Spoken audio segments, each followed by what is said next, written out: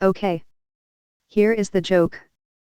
One day at a busy airport, the passengers on a commercial airliner are seated waiting for the pilot to show up so they can get underway. The pilot and co-pilot finally appear in the rear of the plane and begin walking up to the cockpit through the center aisle. Both appear to be blind. The pilot is using a white cane, bumping into passengers right and left as he stumbles down the aisle.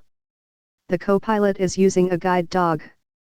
Both have their eyes covered with sunglasses. At first, the passengers do not react, thinking that it must be some sort of practical joke. After a few minutes though, the engines start revving, and the airplane begins moving down the runway. The passengers look at each other with some uneasiness. They start whispering among themselves and look desperately to the stewardesses for reassurance.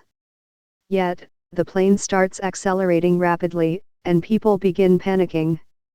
So, passengers are praying, and as the plane gets closer and closer to the end of the runway, the voices are becoming more and more hysterical. When the plane has less than 20 feet of runway left, there is a sudden change in the pitch of the shouts as everyone screams at once. At the very last moment, the plane lifts off and is airborne. Up in the cockpit, the co-pilot breathes a sigh of relief and tells the pilot, "You know, one of these days the passengers aren't going to scream, and we aren't going to know when to take off." Ha ha.